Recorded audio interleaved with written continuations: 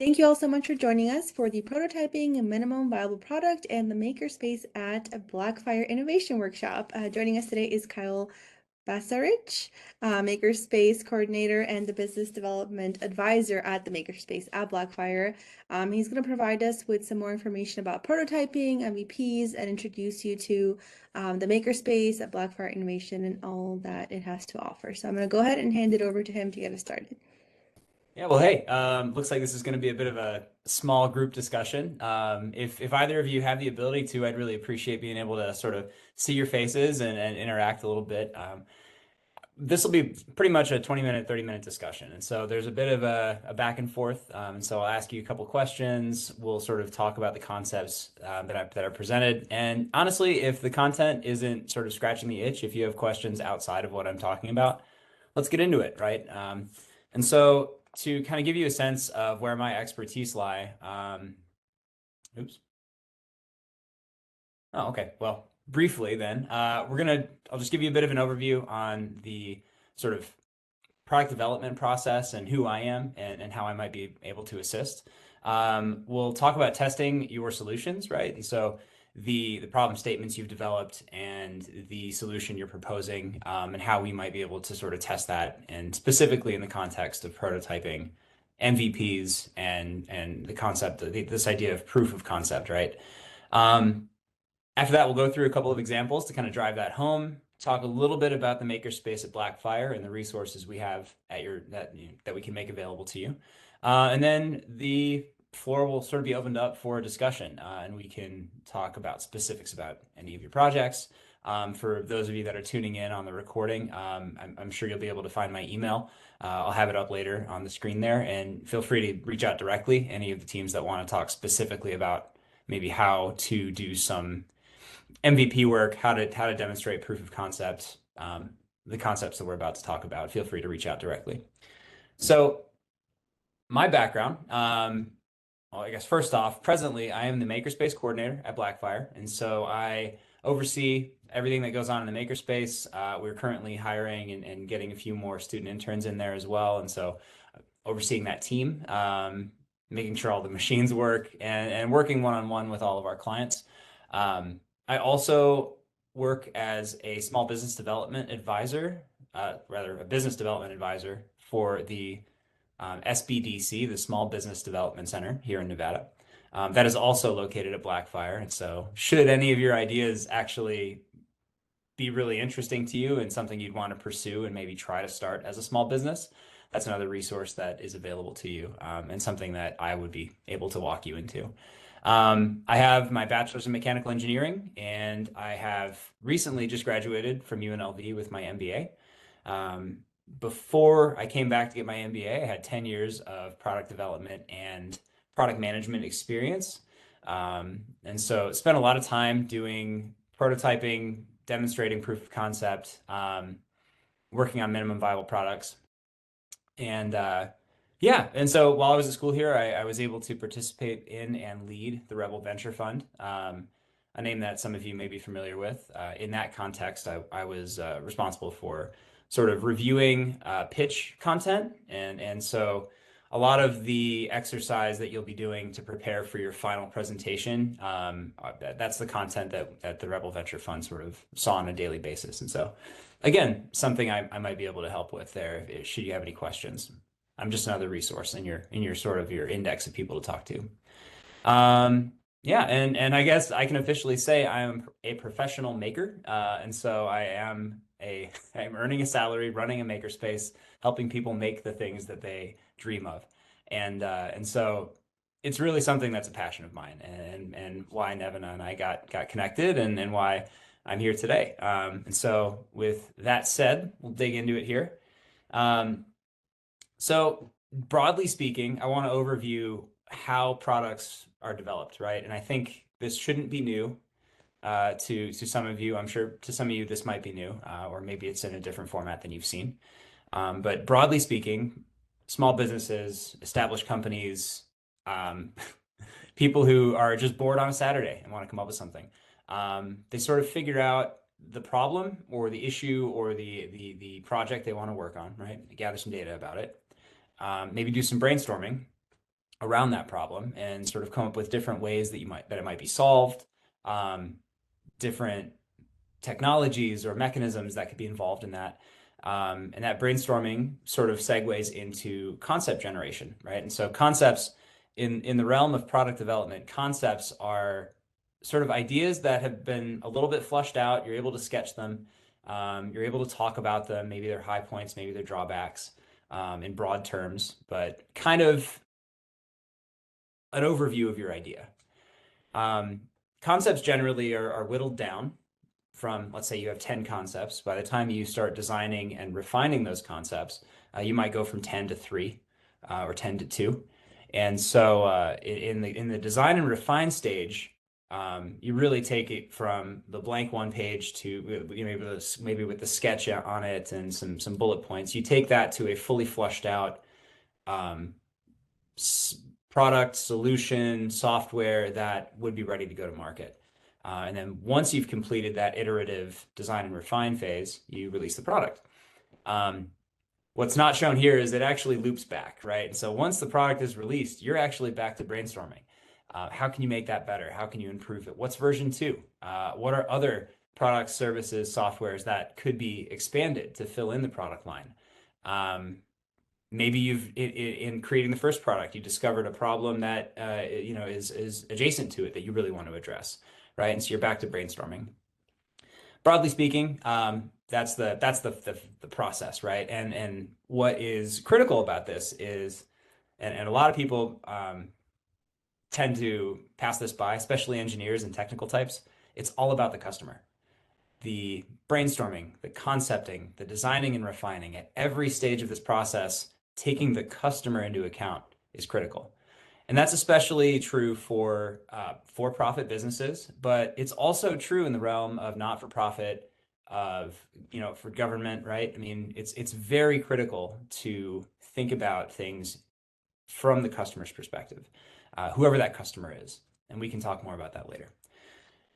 So for today, though, we're going to talk a little bit about that first chunk, right? Going from the problem into your concepts and getting those concepts into a prototype form, right? I know you've talked with Dr. Rippey. A lot of you have already sort of spoken with Dr. Rippey on this. He will sing this song forever in a day. Knowing your customer and being able to talk about the customer's problem from like a deep and well-informed perspective is critical to business success. It's critical for not profits, it's critical for the government, right? The more information you can have about your customer, about what the problem is that you're trying to solve for your customer, the better positioned you are to create a useful product, right? And a product that will be well received, and a product that you can sort of feel good about, right? And sort of feel confident it will take off when you release it to market. So I would really emphasize this for everyone. Take this part seriously. A succinct, well-defined problem statement is your springboard. It is the handshake that starts the conversation when you pitch. And so this cannot be overstated. Dig, get to know that problem, work with it, talk to your professors about it, talk to Dr. Rippey about it, come ask me about it, and really try to refine that and distill that down. And then fit your solution to the problem for that customer, right? So now that we're talking about solutions, this is sort of the meat and potatoes of what we wanted to cover today, right? I had imagined being in front of a few faces and saying, who's heard of prototypes, who's heard of MVPs, who's heard of proof of concepts. Looks like we've got 3 attendees today, so I'm going to pick on you. Let's open it up first. Haley, what do you know about prototypes? Have you heard this term before? Yeah, so like a prototype is kind of like your like first like run of like whatever idea or like service that you came up with. So it's not your final product, but you're looking to make it like scalable, but it's kind of your like first run like idea. I love it. In the middle there, you said it's not your final product, and I think that's really, really critical, right? And there's a reason I'm differentiating there. I think a prototype, broadly speaking, I would call it anything that's not yet ready to be released, right? And so a prototype could be the first version of what you're creating, or it could be the 57th. It could be a small widget that you bolt onto something that's already being sold. And that widget, you want to test something about that widget, right? And so, um, from an engineering, product development, marketing perspective, I consider prototypes a test method, right? At the broadest sense, a prototype is able to test a function or a feature. It might test all of the functions or features, but a prototype is definitely created to sort of iterate, to refine, right? It's a midway step between idea and idea that you're ready to sell. So thanks for that, Haley. You really crushed it on that one. How about MVPs, minimum viable products? It's slightly different. We're getting a little nitpicky here. Mary, since I see your name down the list, first off, do you have the ability to chat? I don't want to pick on you if you're sitting in a coffee shop and there's music in the background, but Can you hear me okay? yeah, there you are. What can you say about minimum viable products? And if you've never heard of it, that's fine too. No, I've heard of it, but I don't know if I know the accurate definition for it, Sure. but from Let's my rip. perspective, it would seem like basically the barest of bones that you would need within your product to have it be marketable. Ooh, okay. I like the first part. Let's poke on the second part a little bit. Um, when we say marketable, I think there's an assumption that we're trying to take something and make money on it and sort of it's finished, right? When I think marketable, I think something that I would put on online for sale, right?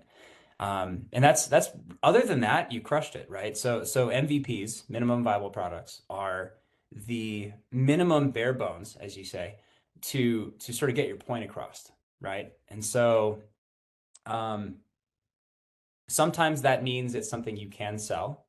Other times it means that you are able to demonstrate your concept in a video format in a way that makes sense, that people can react to and give you feedback on. Um, but yeah, no, other than that, I think you really nailed it. The MVP is the point at which you're able to say the core functions, the core features of what I want this to be are here and they're ready to go. And I want to take that and turn that into feedback from the customer. I want to go and like show that to someone and get some feedback. All right. So Sherry, have you heard of the term proof of concept before in the context of maybe doing products and bringing things and Yes. developing products? Okay. Hit it. What do you got? What is a proof of concept for you? Give me 1 second. I had to stop for something right quick. Oh, you're good. Yeah, of course. Okay. So there's a bit of a through line here, and you're going to hear me repeat it a lot throughout the day. And so once I switch to the next slide, sort of make a few sort of comments on what we've already talked about. But as we keep going through the day, I want to keep reiterating the customer, right? And so when we think about prototypes and we think about MVPs, these are things that, why would you make them, right? In the first place. And without the customer, it's just a toy, right? I can make a prototype of something in my garage and it never really amounts to anything. It's just a widget that I've made. But in the context of bringing something to market, starting a business, prototypes and MVPs are again those vehicles to gather feedback, to refine your ideas. So when it comes to proof of concepts, then Sherry, did you want to jump in, or should I just continue? Go ahead and. You go ahead. Okay, great. So proof of concept, I think, is very similar to prototypes and MVPs, but what I would say is the proof of concept. If you're talking about a proof of concept, you're talking about something that's been proven, right? And so the differentiation that I encourage you all to make is that you can get a proof of concept from an MVP. You can demonstrate that your idea is valid by taking an MVP and showing it to people and getting them to give you feedback. Or, that can take a bunch of different forms, right? Perhaps you surveyed all of your clientele and you described the solution. You didn't even show them something, but they came back and they said, "Oh man, yeah, no, I never thought about it that way." And 9 out of 10 people, or 6 out of 10 people, or shoot, even a really excited 3 out of 10 people said that is something I would pay for. That is something that would make my life demonstrably better. That's proof. That's proof of your concept. And so to kind of drive this home a little bit, I'd say that the through line here is the customer. Like I said, the prototypes are that vehicle to test designs and features, right? So the MVP can be a prototype, or it could, it definitely is a prototype, but it's sort of like a square is a rectangle, but a rectangle is not a square kind of thing, right? The MVP definitely exists to test your market theory, right? And so prototype helps you test those features, gets the design ironed out, and MVP exists explicitly for you to go and say, is this something you would buy? Or would this help in this situation? Do you find this valuable? Person or people I'm talking to. Proof of concept is definitely the proof that whatever it is, can work and is worthwhile. So that's a body of research that says, there's 17 million people that would benefit from this. That's survey feedback. That's MVP feedback, like someone writing their response to seeing your MVP, and using that as a testimonial. That's proof of concept. Those are things that can demonstrate that what you're talking about is valid, will work, is worth your time to consider. Proof of concept can also be technical, and we'll get to that in a minute. Okay, so in the interest of time, because I'm long-winded, let's go one example for each. Can anyone think of an example of a prototype that's not an MVP? When have you seen prototypes in the news? Anyone? Mary, Haley, Sherry, anybody? I think of Blackfire Innovation, where they Okay. have the different pieces of equipment where you can kind of go see what the potential is, kind of a mock-up.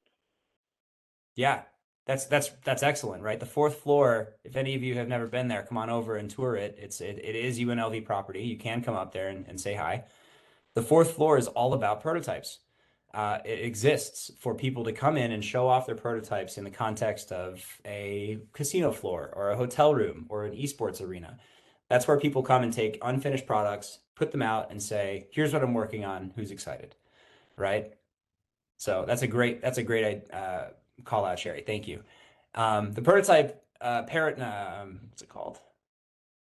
Exemplar, right? The thing that I think of whenever I think of prototypes is this. Tesla rolled the Cybertruck out on stage, got excited about it, got everyone excited about it, threw a ball at it saying, "This ball will not break this glass," and it broke the glass. It's because it was a prototype. It's not finished, right? It's an iteration that they wanted to show off and start getting people excited about. Prototypes break, prototypes fail. It's half the fun of making prototypes in the context of product development. So yeah, that's just another example for you to chew on there, and maybe something you could tuck away for what prototypes look like. MVPs, Mary, what's an MVP that you've seen out in the world, or do you have any examples you can think of? Not off the top of my head, I'm sorry. That's fine. That's fine. This story might strike home for some of you. Who's got a smartphone? Show of hands. I got a smartphone. Everyone's got a smartphone. Everyone's got a smartphone, right? Would it surprise you to know that the first version of the iPhone, the one that Steve Jobs got up on stage with and showed off, is like the definition of an MVP, right? That thing didn't have oh shoot, my notes went away. It didn't have an app store. You couldn't connect up your email to it, right? It barely had a functioning browser. You could make phone calls, you could get text messages. It didn't have notifications. All of this stuff that we think of in a smartphone that we have in our pockets today did not exist on the first version of the iPhone. But what Steve Jobs and Apple said is, we believe that people will pay for a phone that is 90% screen, that doesn't have a physical keyboard, that you can surf the web on, that you can take pictures with. That's the phone of the future. That's what we believe people want. And so they got the bare bones of that, put it on stage, made it look like it was working, and everyone got excited. and everyone started placing pre-orders, right? It's the definition, right? And so an MVP really is the distinction I want to drive home is that an MVP doesn't have to work. The rubric says that each of you is trying to pursue having an MVP as a deliverable, right? An MVP doesn't have to actually function. The minimum viable product really demonstrates the set of things that you want your solution to do. It demonstrates that in a way that people can respond to. That's the difference. And so if it's an app, I suggest making, finding someone who can do some graphic design and maybe designing how the app looks, each of the screens. Maybe doing a little animation of a phone, and then an animated hand comes in and touches a button and the screen changes, right? It doesn't have to work. It just has to demonstrate what the functions are that you're trying to bring to the table. Same with physical durable goods, right? If you're trying to create a physical good, if the thing is just meant to turn in a circle, make it turn in a circle. It doesn't have to be driven by a motor. It doesn't have to be, finished or enclosed. Like it just the bare necessities to make it do the thing that you want it to do in a way that people can react to. The better it looks, the better, right? But the more polished you can make it, the better. But ultimately, getting the function across is pretty important with MVPs. Again, for those of you that are joining late, I'm happy to answer emails when this is all said and done. We're going to have a Q&A session here in a minute to talk about your own individual projects and cases.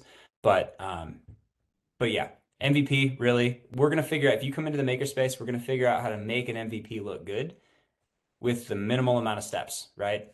You've only got 5 weeks until the presentation, so we're going to try to make that thing polished and make that thing look nice with the minimum amount of effort, but we're going to try to get it done for you. So lastly, I'll sort of cruise through this.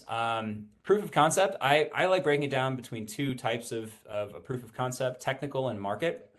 With technical, the discussion is around technical feasibility, right? And so with the market, the discussion is around market feasibility, right? Technical being, can we make it? Market being, will people pay for it? Will people get excited to use this? Will this prove beneficial to someone? So the examples that I found here, the Wright brothers, right? There's a million and one ways that we can talk about proofs of concept. Honestly, they're all kind of boring though. Well, I think clinical research is a proof of concept. If a medicine makes it through phase 1, phase 2, phase 3, that's proof of concept. They're demonstrating that it works. The Wright brothers built a plane. They had a theory. They said, we think we can fly. Everyone said, you're nuts. They built a plane and they flew. They proved the concept, right? Very black and white, pun almost intended on the black and white photo.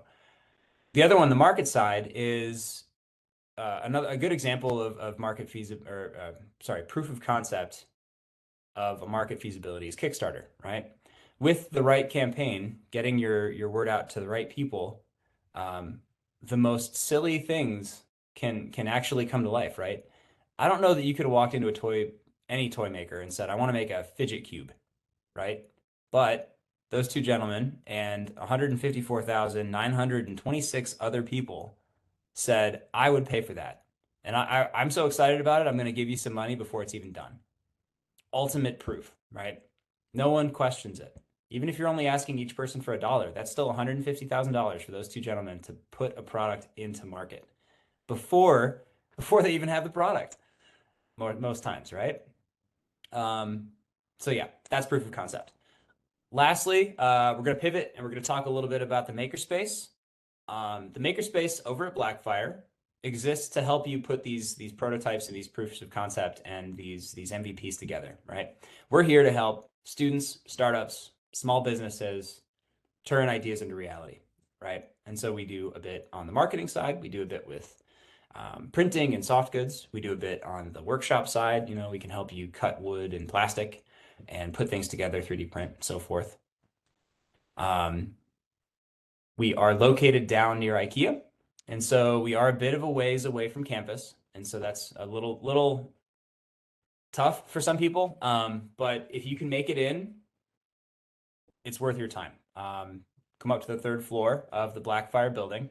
and we'll get to work. Nevina, do we have the ability to share this slide deck or maybe some contact info when this is all said and done? Definitely, yes, we can share all that. Great. So I will give you our email. I'll give you the location, and we'll get you set up with the website. And so you can schedule time to come in and talk with me, talk with our other staff. So what we have down there, we can help you print things. We can help you print big things. We've got a big, large format printer that can print images up to 54 inches wide. So I think it's 52. It doesn't matter. It's large, as long as you want. Right? The paper comes off a roll. The printer just keeps running until the image is done. We've made poster boards. We've made wall wraps. We've made window decals. Anything that can be printed and then applied somewhere, we can help you make. If you need to print pamphlets or colored documents, we can help you do that too. Heat transfer, if you wanted to like put an image on a shirt, we've got some heat transfer material and the heat transfer machine. Help you cut, help you laminate. If you want to do anything with soft goods, we can help you with that. We can help you put your logo on a shirt. We can help you, let's say you wanted to make a new backpack and you had an idea for a backpack. You could come in and use our equipment and you could do that. Woods and plastics, we can help cut, we can etch, we can laser, we can sand down, we can put holes in, we can put it all together. And so that's something that I can help you with. We can get you trained on those machines to make a physical prototype. We've got a whole suite of electronics gear. And so if you have anything that you want to solder or you had a physical electronic that you were trying to create, we have Raspberry Pis, we have Arduinos, and all of the sort of assorted stuff that you would need to make your electronic prototype. For 3D printing, again, if you needed a physical prototype, 3D printing, we have 2 large format printers that can print 12 by 12 inches by 24 inches. We've had, student groups come in from the engineering college to use those. We've got 2 benchtop 3D printers that are just a little bit smaller. Got all the software to do that. And when it comes to actually the whole software suite that we have, we've got Adobe, we've got engineering software, we've got animation software, we've got all the kind of stuff you could possibly need to get yourself moving. We also have students that can help you with graphic design and help you polish up your user interface. We don't have any UI UX people, but we do have people that know graphics and can sort of help you make it look nice. That's it. That is the fastest overview I think I've ever given for the Makerspace. I expect there to be questions. I would really love to have some of you in the space to show you around, or at least to talk to you in a product, sort of a project consultation. And so we'll send around the contact info. I encourage you to reach out to me via email or to hop on our website and use the scheduling link on the website to get onto my calendar. But that being said, questions. What can we talk about? We at one point had 6, now we're back down to 3. Haley, Mary, Sherry, you guys are just killing it. Thank you for hanging around.